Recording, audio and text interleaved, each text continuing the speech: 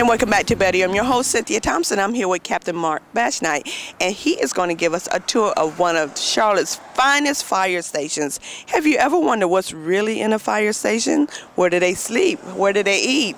And what's really on a fire truck? So you're in luck. Don't change that channel. Stay tuned, and we're going to go see what's in a fire station. All right, thank you for inviting us to this fire station. You know, I'm so excited. The room that we're in now is, I want to guess it's a family room or a TV room, a place where people can just come and just chill out. That's a great way to put it. You know, it is a family room. The firefighters consider themselves family, males and females. There's no distinction in sex here. We're all brothers and sisters and firefighters. We have to have that way. We live here 24 hours a day. So this room is kind of, it is a family room. Firefighters use this room to watch television, to kind of relax at times when they have an opportunity to do that, and kind of decompress after calls or in between calls, and getting ready, getting mentally and emotionally ready for the next call. You know, before we go on our real tour, let's talk about the fire station period. What rooms are here in a fire station? Well, it's very much like your home. There's a family room, which we're in now. There's a large kitchen, a dining room, and then there's office space, which is a little bit different. So it's kind of a combination between a business and a home or a residence. There's a workout room. Firefighters need to stay physically fit to be able to do their job on a daily basis. One thing is that this facility never closes. It's open 24 hours a day, 365 days of the year. Someone, and this equipment is manned all the time, ready to respond 24 hours a day, 365 days a year to the citizens. You know, I know we're here in the family room, but later you're going to show us some of the other rooms in the fire station. We have the sleeping quarters, the exercise room. We have the kitchen, as you mentioned before. What are some other rooms that you have here that we haven't talked about? Well, probably the most prominent room is, in the biggest room, is the garage area, the bay, and that's where they keep the BRTs, the big red trucks. And so this house, this station houses several pieces of fire apparatus, including a battalion chief's car, an engine company, a heavy rescue company, which is a special piece of equipment, a truck that responds to a dive or water rescue incidents, and a couple of other special operation pieces of equipment. You know, we've talked a lot about what goes on in the fire station. How about our tour? Let's go on a tour and see what's really here. Sure, let's do it. Okay. All right. Begins the sleeping quarter arrangements, and the officers do have a little bit of privileges. So this is one of those 8 stations that has a battalion chief here, which I described as the city is divided up into 8 distinctive areas or quadrants, 8 battalions as you would have it. So Station 10 houses Battalion 3, so this is the chief's quarters here, and he has his own bathroom and locker room, but 3 chiefs from the 3 different shifts share these quarters. The main dormitory, this is where the remainder of the firefighters sleep and live. They can spend some downtime here. Again, this being a very busy station, they don't have a lot of time to spend here. Mark, is there a male side, a female side, or do the females sleep in another area? No, we're all firefighters. They share the same quarters, and as you can see, there's partitions between each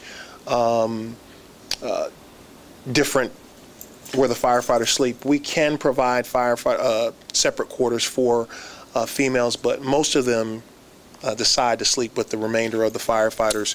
We do have separate locker rooms and bathroom facilities for the females. Okay. Oh, just like home, we all have to do laundry. I see we have a laundry room. Absolutely. They have to do their laundry. They're here 24 hours a day. You know, they go on calls, they work out, so at times they need to wash clothes and wash gear or whatever that is. So they have a full-fledged laundry room with an ironing board, a washer and dryer, a sink, and so they're able to do a lot of what they do at home right here. And again, this is their home for 24 hours. Yeah.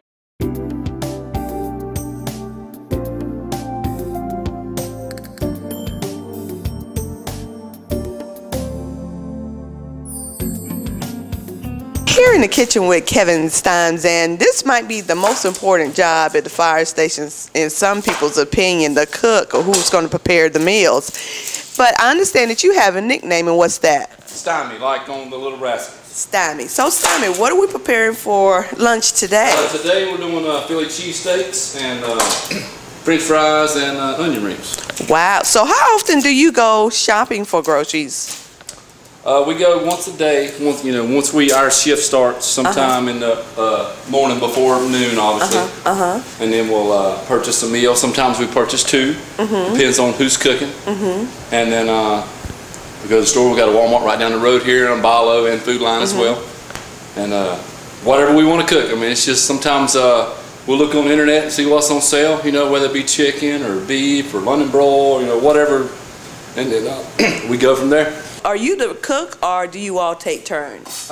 We take turns. There's 3 or 4 of us that cook on a regular basis, and then some of the other guys will come in every once in a while and do a little something. If maybe one of those cooks are off, we're on vacation or we're out doing training. So, but yeah, everybody's got their own little thing to do. We got one guy when we work on Saturdays and Sundays that we do brunch. So that's his thing. He does the brunch for everybody. And when he's off, then somebody else will fill that void. So working at a fire station, I bet it's hard if you all wanted to decide to go out to a restaurant. Do you ever eat out? Yeah, we eat out sometimes, but it's a whole lot cheaper to do it here. We can spend $10 a man, which there's 10 of us here, so $100 in a day, and that's enough to buy 2 meals. And it's 2 good meals, It's not like you're gonna eat just a little bit. Most of the time you can eat all you want, just not all you can, So, but yeah, and the price, you can't, for what we eat, there's no way you could go out in a restaurant and eat for that same price and the quality. I'm looking at the equipment that you have in here. It doesn't look like my kitchen at home. So is this restaurant style equipment that you all use? Yeah, I mean, they use an industrial grade, just because of the wear and tear, and it's used every single day, twice a day, where most homes you don't really see that, with people working and everything. So yeah, granite countertops, stainless steel cabinets, so it's hard to tear it up, if you will. And another question, I see 3 refrigerators, but it's only 1 fire station. Why is that? That's right. Well, we have 3 shifts: A shift, B shift, and C shift. So each shift has their own refrigerator. So everybody's got their own ketchup, everybody's got their own mustard, mayonnaise, and things you need to keep cold. Just like behind you, everybody's got their own locker. So, and then those are behind, locked doors. So there's things like coffee's a bonus in the fire station. Everybody drinks coffee all day long, so each shift keeps their coffee locked up, so. Oh, so the other shift will drink up their coffee and have theirs. Correct. What time is lunch? We try to have it ready at 12, and then the supper or dinner meal, if you prefer, is 6 o'clock. So 12 and 6. And what time is breakfast?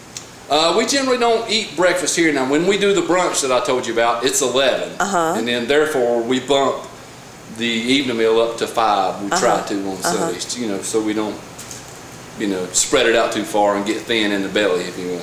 Let me ask you a question. What do you do during the Super Bowl? Everybody has snacks and all kinds of food during the Super Bowl. Do you all prepare a special meal for that?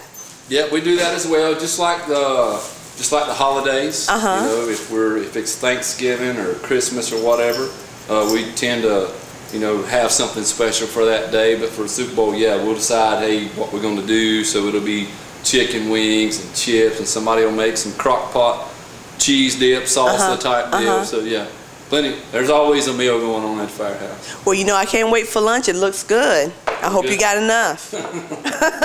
Thank you. So this is the exercise room, and it's really large, and you have a lot of equipment here too. So are they required to work out every day? Yeah, not required, but we designate at least an hour a day for firefighters to be able to exercise. A very important part of our job is staying physically fit.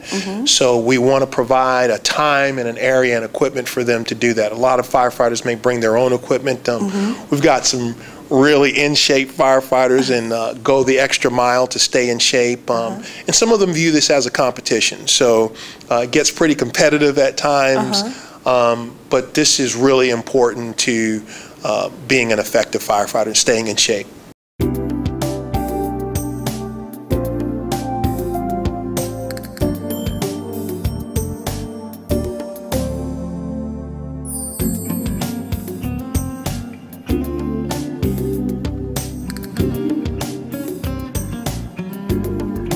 In every fire station, there are lockers where they store their equipment before they go out on a call, and this is what they would look like every day. What all would be in one of these lockers? Yeah, you're going to have your main staples, which are their turnout gear, and this is where they store their gear when they're not on duty. When they're on duty, they come to their lockers, take their equipment out, and put them on the truck in the ready position. Some people carry some personal equipment, but for the most part, it's pretty standard. A helmet, gloves, a hood, bunker pants, a jacket, a flashlight sometimes, and again, some firefighters carry some personal equipment. Okay. We're with Jason, a firefighter, and he's showing us what they look like whenever they come into your home, whenever it is on fire, when they're coming to rescue you. I see that you have a piece of equipment in your hand. What is this for? This is our air mask, and it hooks into our air pack, so that when we go into a atmosphere, smoke, and fire, we can breathe with the... Let's turn around. And you have your own oxygen tank too. Yes. It's actually just regular air. So oh, it's just regular air. Just like so we're breathing here. What are some of the things that you have on your uniform? We have several safety pieces on here. This is our pass device, and it also tells me how much air I have in my tank. So that if I'm still for so long, if I go in the house and I'm knocked out or something, this will, if I'm not moving, this will alert and let my other fellow firefighters know where I'm at, like this sound here. Ah, and it'll get louder and louder until they find you. Until the alarms.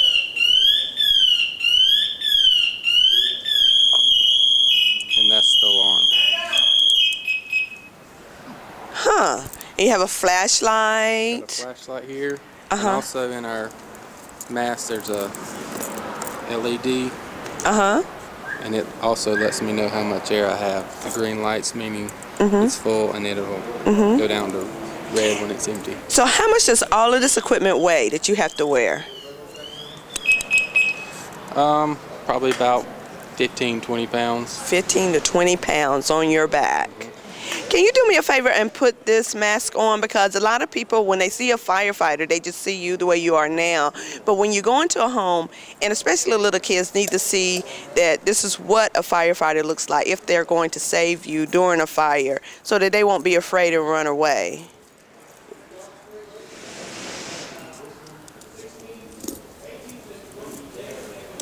So this is going to make me sound funny.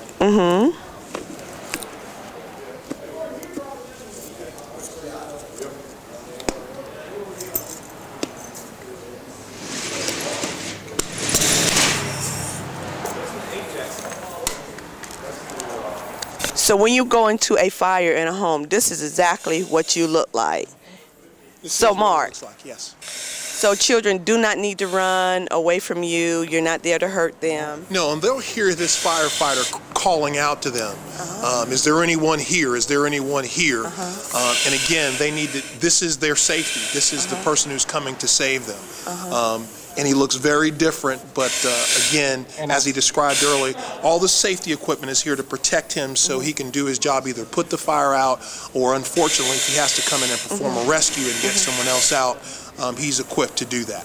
And the gloves, they look different from regular gloves that firefighters wear. Yeah, all these gloves, they're not, it's important to understand that none of this equipment is fireproof. It's fire retardant, and it can burn, but it takes an excessive amount of heat for this equipment to burn. So they're well geared, well equipped to go in and do their job, but they only have a limited amount of time to do that. So it's important that if you hear this firefighter calling out to you, that you reach out to them so they can help you get to safety. And again, and the equipment starts from his helmet. It's a leather helmet that's it's extremely heavy, but it's meant to protect his head. And it's also important to point out, this is not all the gear that he has. He has to carry in a hose, or he has to carry an axe, or some other type of forcible entry tool. So in addition to the 20 pounds of equipment that he's wearing, he may be carrying an extra 10 or 20 pounds of equipment. So that's what we talked about. The firefighter has to be physically fit and able to be able to do his job. Thank you so much, Jason. You're welcome. Thank you.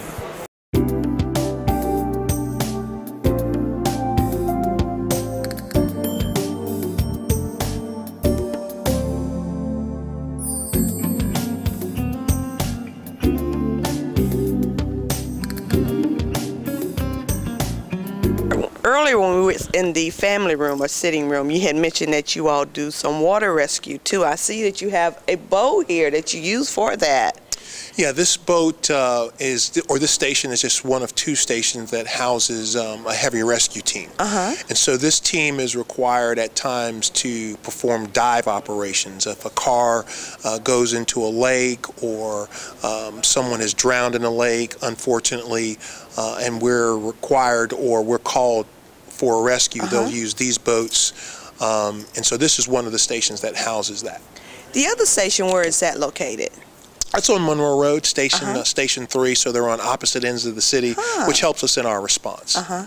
And do we have bigger boats than this one? We do. We have a boat that actually stays in the water out on Lake Wiley, Fire Station 38, yes. Whoa. All right, for a normal fire truck, it looks like a lot of equipment. Is this a special truck or this is a normal truck? No, this is, our main equipment are engine companies and ladder companies. This is a heavy rescue company. There's only 2 of these in the city. And again, it's a special, what we call a special operations vehicle. So it will respond to special situations, such as people trapped in cars or a window washer stuck on the side of a high-rise building, below-ground rescues, things of that sort. This truck carries a lot of special equipment that is not used mainly on maybe not on a daily basis, but again for special situations. It's 5 people are assigned to this truck all the time.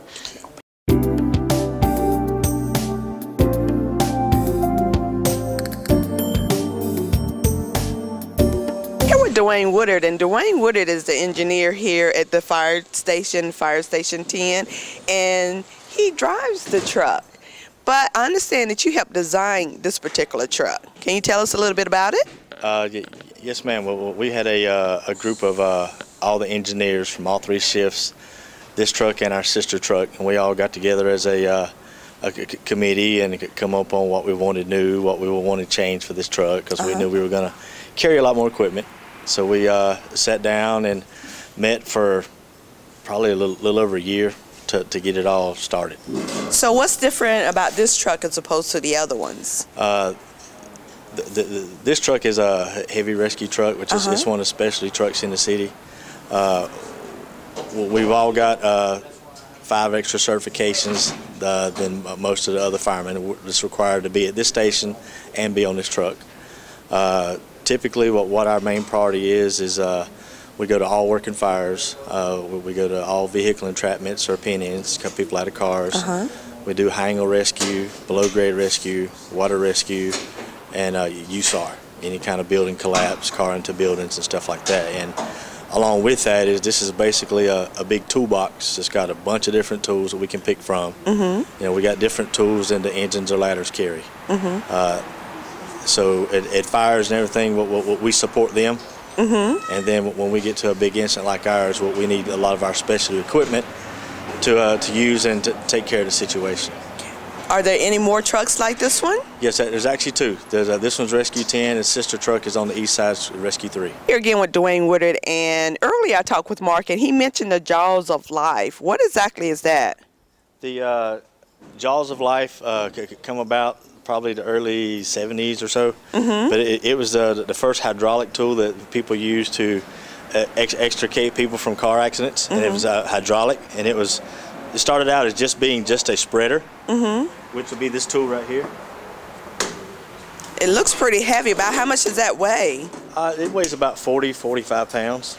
And it can do what exactly? What we use it for is to spread metal apart, pop open doors, anytime you need to move any metal out of the way to get to a victim. And then as new technology has progressed, have gotten into cutters because now with the new technology, it's not as rigid as it used to be, so it doesn't hold up to spreading as good as some of the older car metals did. So now we've got a lot of cutters made by several companies. Use those now, so now you've got a cutter and a spreader. So you can see that technology has changed a lot over the past couple of years. And it's going to probably change even more. Oh, yes, ma'am. And is this piece of equipment on every truck? No, ma'am. These two pieces of equipment are specific to the heavy rescue trucks. However, and we've got probably 10 or 12 hydraulic tools that we carry, because a lot of the getting into specialty places and a lot of the specialty tools. The ladders carry a spreader, a cutter, and a ram. So since they are spread out all over the city, they can get there, start something, sometimes handle everything that needs to be handled, and then if it becomes a bigger or longer extrication, then we'll use some of our specialty tools. And on this truck, what exactly are we looking at right now? What you're looking at now is our dive packs. Is part of it being on this truck, and one of the certifications is to be a public safety diver. So, but being how we're divers, what we do is stuff for the police department, for anywhere from searching for weapons to searching and recovering bodies. We do water rescue. You know, if people fall out of boats in the lake or get in trouble in the lake, we can go rescue them with that. We've also got our suits up in the bag that we'll use for swiftwater rescue with our PFDs and our helmets. And so that's kind of what this whole compartment is here, is our water rescue compartment. Thank you, Dwayne. Yes, ma'am.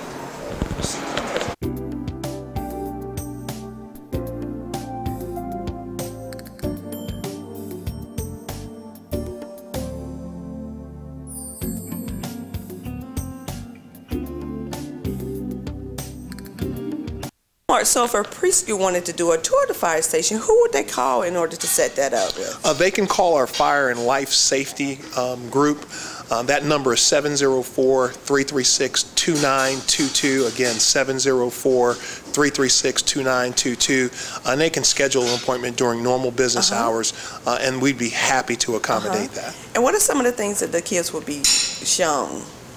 You know, we want to focus on fire safety, and we like to think that getting that third grade, getting them at the third grade is a great opportunity not only to get the message to the children, but we find that that age group usually will take that message home to their parents.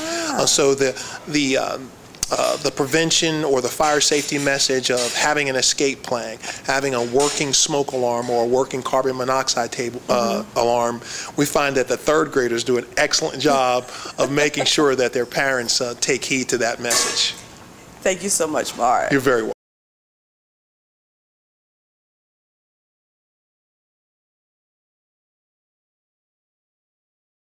I want to take this time to thank Captain Mark Bashnight for giving us this tour of the City of Charlotte Fire Department here at Fire Station number 10. I had so much fun, and I learned so much about the fire department and this station too, and about all the trucks and the meals and where they sleep, everything. And I want you all to continue to watch my show, Better You, every Wednesday night at 6 p.m. here on Public Access 21.